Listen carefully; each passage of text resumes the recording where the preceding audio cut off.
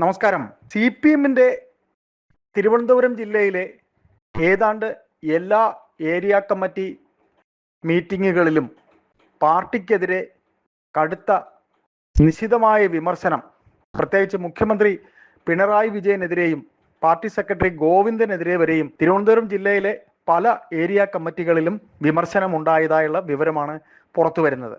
നാളിതുവരെ പാർട്ടിയുടെ ഒരു ഇത്തരത്തിൽ ജില്ലയിലെ രണ്ടാമത് ഘടകമായ ഏരിയ കമ്മിറ്റികളിലോ അങ്ങേയറ്റം ബ്രാഞ്ച് കമ്മിറ്റികളിലോ പാർട്ടിക്കെതിരെ ഇത്തരത്തിൽ കടുത്ത ഭാഷയിലുള്ള, അതായത് നേതാക്കളുടെ പേരെടുത്ത് പറഞ്ഞുള്ള വിമർശനം ഉണ്ടായിട്ടില്ല.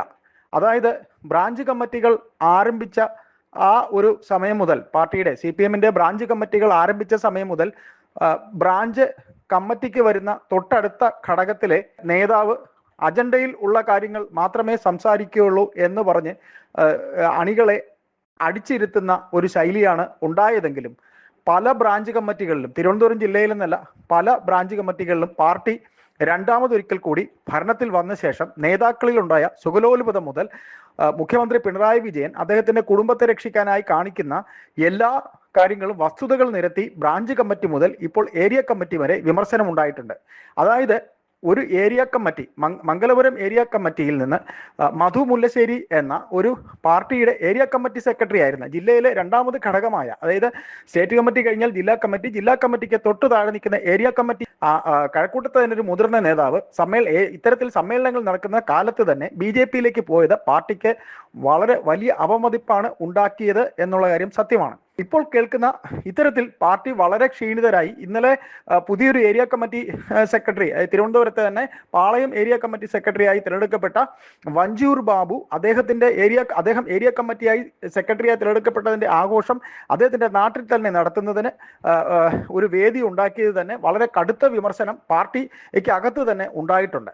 അപ്പോൾ നാം പറഞ്ഞു വരുന്നത്, ഇത്തരത്തിൽ പാർട്ടിക്കെതിരെ കടുത്ത വിമർശനം ഉണ്ടായിരിക്കുന്ന സ്ഥിതിക്ക് സംസ്ഥാന സമ്മേളനം കഴിയുന്നതിന് പുറകെ തന്നെ കൊല്ലം, കരുനാഗപ്പള്ളി തുടങ്ങിയ കമ്മിറ്റികളിലും മറ്റുമൊക്കെ പാർട്ടിക്കകത്ത് വിഭാഗീയത നടത്തിയെന്നും, അതായത് ഏതൊക്കെ ജില്ലകളിൽ ഇത്തരത്തിൽ പാർട്ടിക്കെതിരെ വിഭാഗീയത നടത്തിയോ അവർക്കെതിരെ കടുത്ത നടപടി ഉണ്ടാകും എന്നുമാണ് കേൾക്കുന്നത്.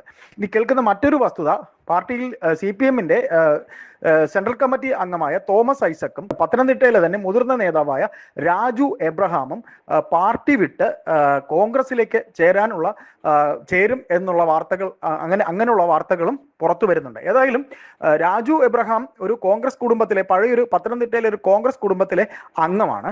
തോമസ് ഐസക്ക് പാർട്ടിയിലെ വളരെ മുതിർന്ന ഒരു പാർട്ടിയിലെ ബുദ്ധിജീവികളുടെ, പാർട്ടിയിൽ വളരെ കാര്യക്ഷമമായി പാർട്ടിക്ക് വേണ്ടി ഒരുപാട് ധനകാര്യ വകുപ്പ് ഏറ്റവും നല്ല ഭംഗിയായി കൈകാര്യം ചെയ്ത ഒരു ധനമന്ത്രിയാണ്. പിണറായി വിജയൻ എന്നു മുതൽ പാർട്ടിയിൽ അപ്രമാദിത്വം തുടങ്ങിയോ ആദ്യ നാളുകളിൽ VS-നെ വെട്ടാനായി ഉപയോഗിച്ചിരുന്ന, അതായത് ആലപ്പുഴയിൽ അദ്ദേഹത്തെ VS-നെ ഒതുക്കാനായി പിണറായി ഉപയോഗിച്ചൊരു വജ്രായുധമായിരുന്നു ഐസക്ക്. എന്നാൽ ഇപ്പോൾ ഐസക്ക് പിണറായിക്ക് അഭിമതനല്ല. ആയതുകൊണ്ട് തന്നെ ഐസക്ക് എങ്ങനെയും പാർട്ടിക്ക് അകത്ത് നിന്ന് പുറത്തു പോകണമെന്ന് പിണറായി ആഗ്രഹിക്കുന്നുണ്ട്. ഇങ്ങനെ തനിക്ക് ഇഷ്ടമില്ലാതെ ഇരുന്ന പലരെയും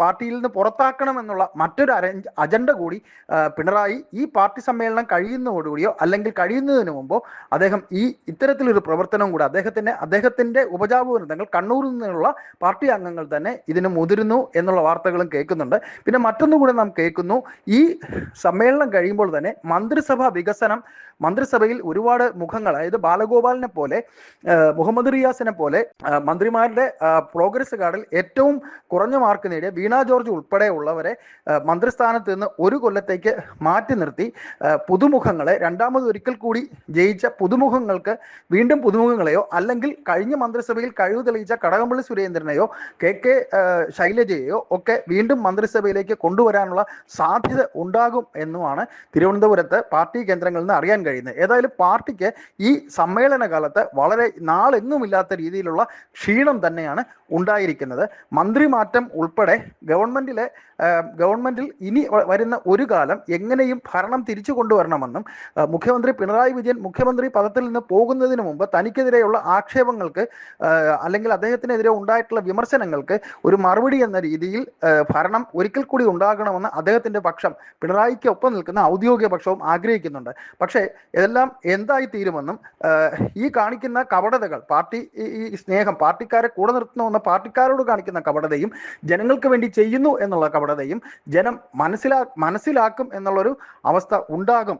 അതായത് പിണറായി വിജയന്റെ സർക്കാർ നവീൻ ബാബുവിന്റെ മരണം മുതൽ ഇതുവരെ, നവീൻ കെ ബാബുവിന്റെ മരണം മുതൽ പബ്ലിക് പ്രോസിക്യൂഷൻ പോലും സർക്കാരിനൊപ്പം നിൽക്കുകയും ഈ പറയുന്ന വേട്ടക്കാരൻ്റെ ഒരു സ്വഭാവം കാണിക്കുകയും ചെയ്യുന്നത് ജനം മനസ്സിലാക്കുന്നു.